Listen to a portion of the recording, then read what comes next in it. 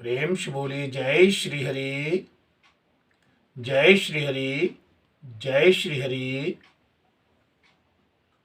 श्री कृष्ण गोविंद हरे मुरारी, हे नाथ नारायण वासुदेव।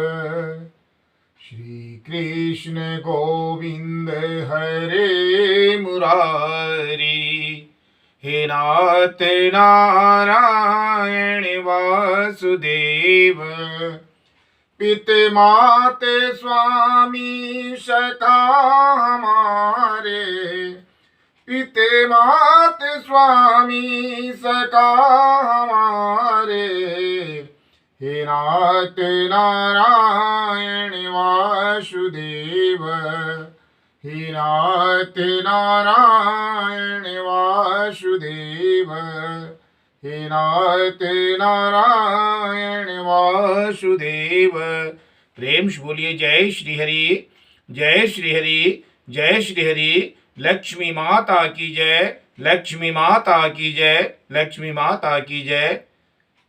आप सभी श्री हरि के भक्तों को मोक्षदा एकादशी की हार्दिक शुभकामनाएं। श्री हरि से करवध प्रार्थना कि आप हमें वह शक्ति दें कि भक्ति और समर्पण के साथ इस मोक्षदा एकादशी के व्रत को, पूजा को कर सकें। आपके श्री चरणों में हमारा मन लगा रहे। प्रेम से बोलिए जय श्री हरि।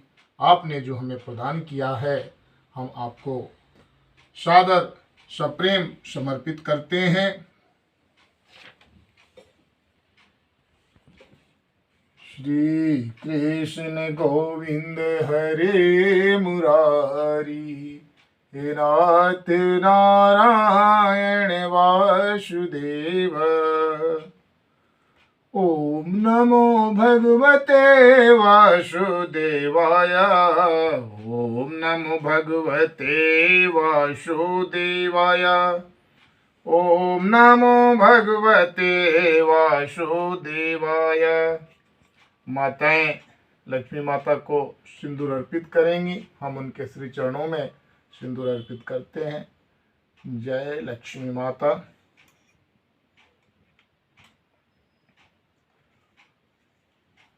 जय श्री हरि। ओम नमो भगवते वासुदेवाय, ओम नमो भगवते वासुदेवाय। जय श्री हरि। जय माता लक्ष्मी, जय माता लक्ष्मी। प्रेम से बोलिए जय श्री हरि। प्रभु, आपने जो वस्तुएं हमें प्रदान की हैं उन्हें आप स्वीकार करें। जय श्री हरि।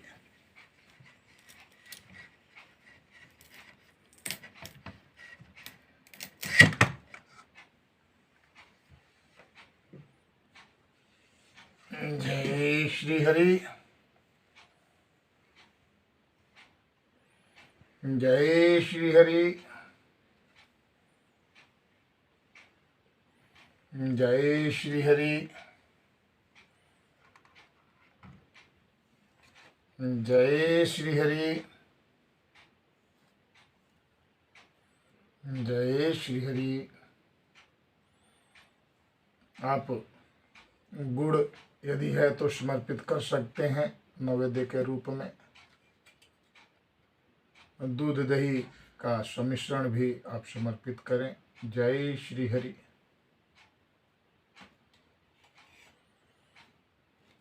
यदि शहद है तो शहद भी समर्पित करें। जय श्री हरि, जय श्री हरि, जय श्री हरि।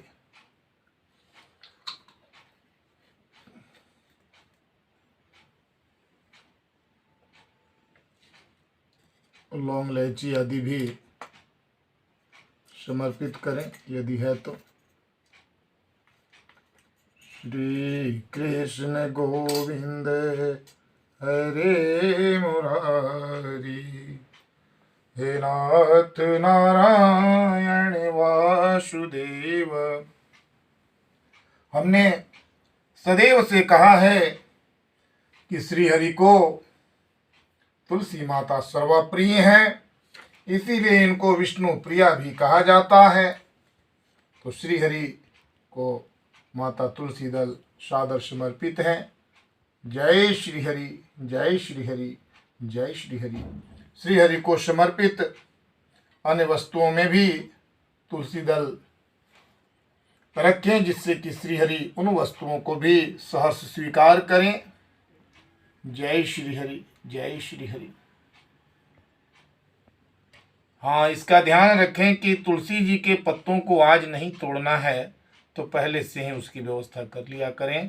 प्रेम से बोलिए जय श्री हरि।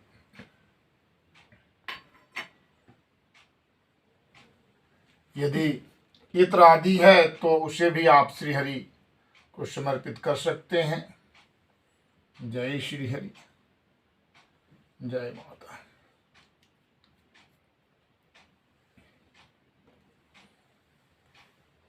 श्री हरि के सभी भक्तों को एक बार फिर से मोक्षदा एकादशी की बहुत सारी हार्दिक शुभकामनाएं। श्री हरि की कृपा आप हम सब पर बनी रहे। सुख, समृद्धि, शांति और श्री हरि के श्री चरणों में भक्ति के भाव हम सब में सदैव ही सराबोर हो। प्रेम से बोलिए जय श्री हरि। यह एकादशी मार्गशीर्ष शुक्ल 11 के दिन जो आज है, मोक्षदायिनी एकादशी के रूप में मनाई जाती है। इसे पितरों को मोक्ष दिलाने वाली एकादशी के रूप में भी जाना जाता है। मान्यता के अनुसार मार्गशीर्ष शुक्ल पक्ष व्रत रखने से व्रतधारी तथा उनके पितरों के लिए भी मोक्ष के द्वार श्री हरि की कृपा से खुल जाते हैं। इसका धार्मिक महत्व भक्त वत्सल भगवान श्री कृष्ण ने धर्मराज युधिष्ठिर को बताया था। इस व्रत का महत्व सुनने मात्र से मनुष्य का यश संसार में फैलने लगता है। मार्गशीर्ष शुक्ल पक्ष की यह एकादशी अनेक पापों को नष्ट करने और मोक्ष देने वाली होने के कारण ही इसका नाम मोक्षदा एकादशी है। प्रेम से बोलिए जय श्री हरि, जय श्री हरि, जय श्री हरि। इस दिन भगवान श्री हरि विष्णु की धूप दीप जो आप समर्पित किए हुए हैं, नैवेद्य आदि जो वस्तुएं उपलब्ध हैं, भक्ति भाव से समर्पित कर पूजन करने से चारों दिशाओं में यश तथा विजय की प्राप्ति होती है। इस व्रत से बढ़कर मोक्ष देने वाला और कोई व्रत नहीं है। ऐसा श्री हरि के समर्पित पूजन से संभव होता है, जैसा कि भक्त वत्सल भगवान श्री कृष्ण ने धर्मराज युधिष्ठिर से कहा था। धर्मराज युधिष्ठिर कहने लगे थे कि हे भगवान, हे मधुसूदन, हे पुंडरीकाक्ष, मैंने मार्गशीर्ष कृष्ण एकादशी अर्थात उत्पन्ना एकादशी का सविस्तार वर्णन सुना, कथा सुना। अब आप कृपा करके मुझे मार्गशीर्ष माह के शुक्ल पक्ष की एकादशी के विषय में बतलाइए। इस एकादशी का क्या नाम है तथा इसके व्रत का क्या विधान है, इसकी विधि क्या है, इसका व्रत करने से किस फल की प्राप्ति होती है, कृपया यह सब विधान पूर्वक कहिए। भगवान श्री कृष्ण बोले, मार्गशीर्ष माह के शुक्ल पक्ष में आने वाली इस एकादशी को मोक्षदा एकादशी कहते हैं। यह व्रत मोक्ष देने वाला तथा चिंतामणि के समान सब मनोकामनाएं पूर्ण करने वाला है, जिससे आप अपने पूर्वजों के दुखों को भी समाप्त कर सकते हैं। इसका महात्मा मैं आपसे कहता हूं, ध्यान पूर्वक सुनिए। प्रेम से बोलिए जय श्री हरि, जय माता लक्ष्मी। गोकुल नाम के नगर में बैखानस नामक राजा राज्य करते थे। उनके राज्य में चारों वेदों के ज्ञाता ब्राह्मण रहते थे। वह राजा अपने प्रजा का पुत्रवत पालन करते थे। एक बार रात्रि में राजा ने स्वप्न देखा कि उनके पिता नरक में हैं। उन्हें बड़ा आश्चर्य हुआ।